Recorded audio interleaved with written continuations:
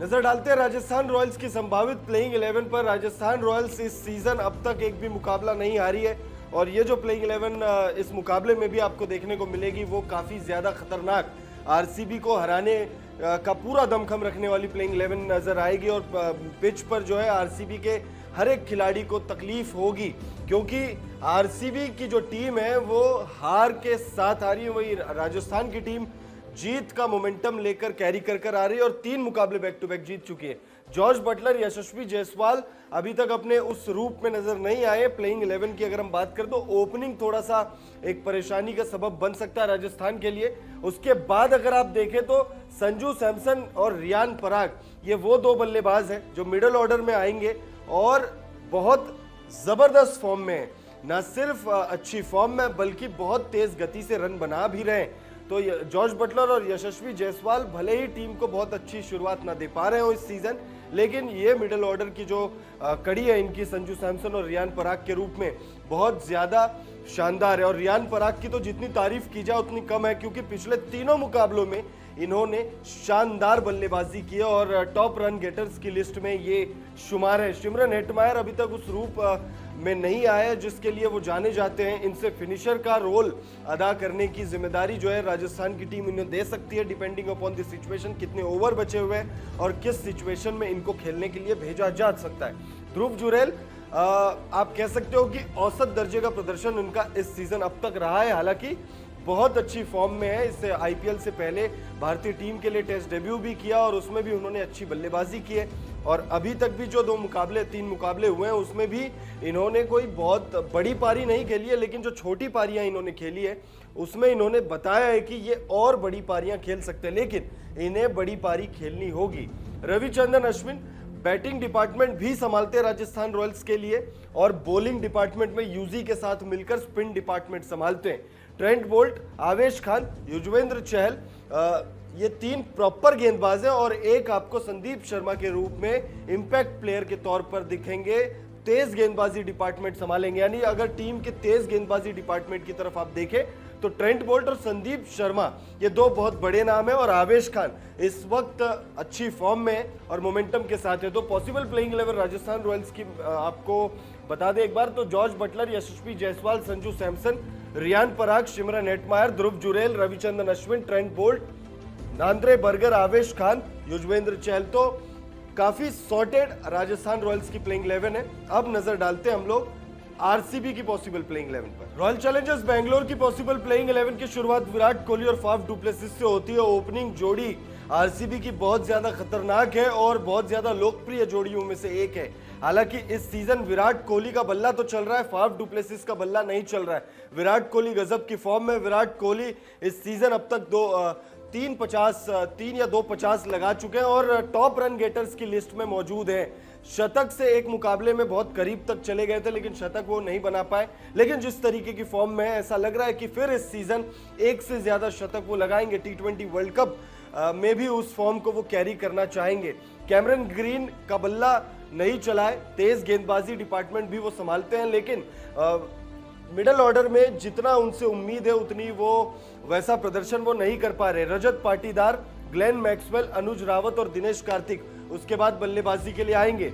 अनुज रावत ने एक मुकाबले में, यानी जो पहला मुकाबला आरसीबी ने खेला था उस मुकाबले में अच्छी बल्लेबाजी की थी, लेकिन उसके बाद वैसा प्रदर्शन वो नहीं कर पा रहे। ग्लेन मैक्सवेल भी वैसा प्रदर्शन नहीं कर पा रहे। हालांकि ग्लेन मैक्सवेल के साथ एक अच्छी चीज ये है कि वो स्पिन डिपार्टमेंट में यानी गेंदबाजी में भी एक आध विकेट निकाल कर देते हैं। तो ग्लेन मैक्सवेल अगर बल्ले से नहीं कुछ कर पाते हैं तो वो गेंद से उसकी भरपाई करते हैं। हालांकि टीम को ग्लेन मैक्सवेल दी बॉलर से ज्यादा ग्लेन मैक्सवेल दी बैट्समैन की ज्यादा जरूरत है, क्योंकि टीम बैटिंग डिपार्टमेंट में थोड़ी सी इस समय स्ट्रगल करती हुई नजर आ रही है। हालांकि बैटिंग डिपार्टमेंट इनका बॉलिंग डिपार्टमेंट से ज्यादा स्ट्रांग है। उसके बाद दिनेश कार्तिक हम सब जानते हैं कि गजब की फॉर्म में और शायद इस समय भी आईपीएल 2024 के one of the best finishers में से एक है। तो दिनेश कार्तिक फिनिशर की भूमिका अदा करेंगे। उसके बाद आएंगे प्रॉपर गेंदबाज रीस टॉपली, मयंक डागर, मोहम्मद सिराज और यश दयाल। अल्जारी जोसेफ को ड्रॉप करके रीस टॉपली को प्लेइंग 11 में शामिल किया गया था पिछले मुकाबले में, और इस मुकाबले में भी रीस टॉपली खेलते हुए हमें नजर आने वाले। मयंक डागर स्पिन डिपार्टमेंट संभालेंगे, अच्छे गेंदबाज है। हमने देखा है इन्हें करके कि कुछ एक गेंदों पर ये बल्लेबाजों को काफी परेशान करते हुए भी नजर आए, और इनसे बहुत ज्यादा उम्मीदें होंगी क्योंकि इन्होंने काफी डोमेस्टिक क्रिकेट में इंप्रेस किया। उसके बाद आईपीएल में भी इनसे आरसीबी की टीम उसी प्रदर्शन को दोहराने को देख रही होगी और चाह रही होगी कि मयंक डागर जिसके लिए जाने जाते हैं, जिस तरीके की गेंदबाजी के लिए जाने जाते हैं, उस तरीके की वो गेंदबाजी करें। मोहम्मद सिराज के बारे में तो क्या ही कहें, मोहम्मद सिराज शानदार गेंदबाज है, लेकिन इस समय वैसा प्रदर्शन वो नहीं कर रहे हैं जिसके लिए वो जाने जाते हैं। और यश दयाल काफी अच्छी गेंदबाजी कर रहे हैं, और गुजरात टाइटंस ने इन्हें बाहर कर दिया था और आरसीबी ने इन्हें शामिल किया अपनी टीम में, लेकिन जिस तरीके का प्रदर्शन इनका गुजरात में रहा था उससे कई गुना बेहतर प्रदर्शन यश दयाल का, और कंसिस्टेंट गेंदबाज है, लगातार हर मुकाबले में अच्छी गेंदबाजी कर रहे हैं और लगातार हर मुकाबले में विकेट चटका रहे। तो आरसीबी के संभावित प्लेइंग 11 में आपको Virat Kohli, Faf du Plessis, Cameron Green, Rajat Patidar, Glenn Maxwell, Anuj Rawat, Dinesh Karthik, Reece Topley, Mayank Dagar, Mohammed Siraj और यश दयाल दिखेंगे। अब बात दोनों ही टीमों के हेड टू हेड आंकड़ों की करते हैं। जब ये दोनों ही टीमें आमने सामने आई है तब किसका पलड़ा भारी रहा है। आपको बता दें कि आरसीबी और आरआर के बीच में अब तक आईपीएल इतिहास में कुल 30 मुकाबले खेले जा चुके हैं, और इन 30 मुकाबलों के आधार पर आरसीबी का पलड़ा थोड़ा भारी रहा है। आरसीबी ने इन 30 मुकाबलों में 15 मुकाबले जीते हैं, तो वहीं राजस्थान रॉयल्स ने 12 मुकाबलों में जीत हासिल की, और जो 3 मुकाबला जो रहा वो बेनतीजा यानी टाई रही। वहीं अगर हम सवाई मानसिंह स्टेडियम में इन दोनों ही टीमों के आंकड़ों की ओर नजर डालें तो कुल 8 मुकाबले खेले जा चुके हैं इन दोनों ही टीमों के बीच में जयपुर में, और इन 8 मुकाबलों में 4 मुकाबले जो है राजस्थान ने जीते, तो वही 4 मुकाबले जीते हैं बेंगलोर की टीम ने। वहीं अगर हम पिछले सीजन इन दोनों ही टीमों के मुकाबलों की बात करें तो पिछले सीजन 2 बार ये टीमें आमने सामने आई है और दोनों बार आरसीबी की टीम ने बाजी मारी है। तो आंकड़ों के हिसाब से अगर आप देखें तो आरसीबी का पलड़ा थोड़ा भारी नजर आ रहा है, लेकिन ये याद रहे कि ये मुकाबला जयपुर में खेला जाना है।